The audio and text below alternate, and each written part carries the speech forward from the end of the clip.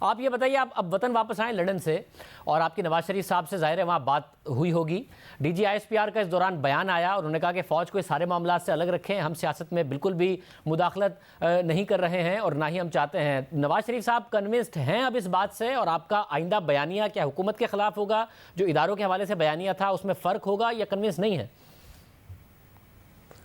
دیکھیں، ہم نے جو بات کی ہے وہ سابقہ جو معاملات ملک کے اندر رہے ہیں، خاص طور پر 2018 کے الیکشن کے حوالے سے ہم نے بات کی ہے کہ وہاں پر کیا ہوا، اس کے کون ذمہ دار ہیں، اور اس الیکشن میں دھاندلی کی وجہ سے آج جو ملک کے اندر خرابیاں ہیں ان کا کتنا بڑا اثر ہے.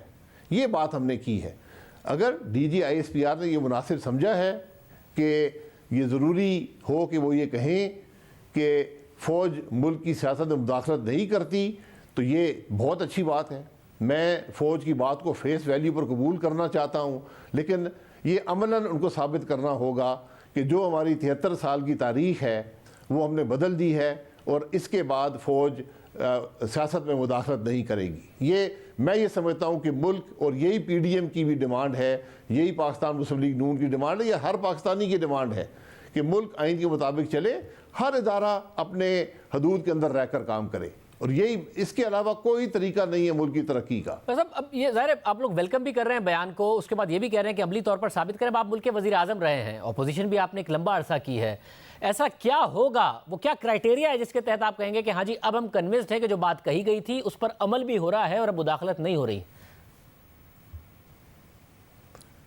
دیکھیں شریف صاحب، جس طرح میں ہمیشہ کہتا ہوں، کرپشن آپ پیسہ بنا سکتے ہیں، آپ پیسہ چھپا نہیں سکتے.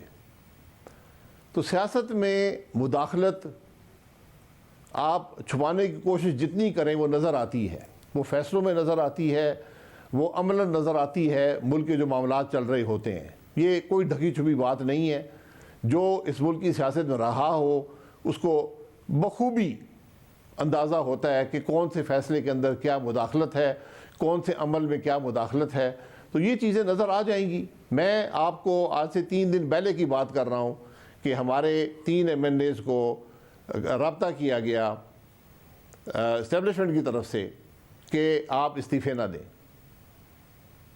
تو یہ باتیں جو ہوتی ہیں یہی ثبوت ہوتی ہیں کہ جو فوج ہے، اسٹیبلشمنٹ ہے، یہ حصہ لے رہی ہے سیاست میں، اس کا انٹرسٹ ہے سیاست میں. وہ کیوں ہے، کیسے ہے، یہ معاملات سب کے سامنے ہیں. اور آج ملک کی خرابی کی بنیاد جو ہے یہ مداخلت ہے، الیکشن میں مداخلت ہے. جب تک ہم اس کو ختم نہیں کریں گے تو میں سمجھتا ہوں کہ ملک ترقی نہیں کر سکے گا. اور بڑی خوش آئند بات ہے اگر D G I S P R نے کر دی ہے. وہ نمائندگی کرتے ہیں فوج کی سوچ کی، فوج کے فیصلوں کی، تو بہت خوش آئند بات ہے. لیکن یہ وقت بتائے گا کہ عملاً یہ اس پر بات چلتی ہے یا نہیں چلتی.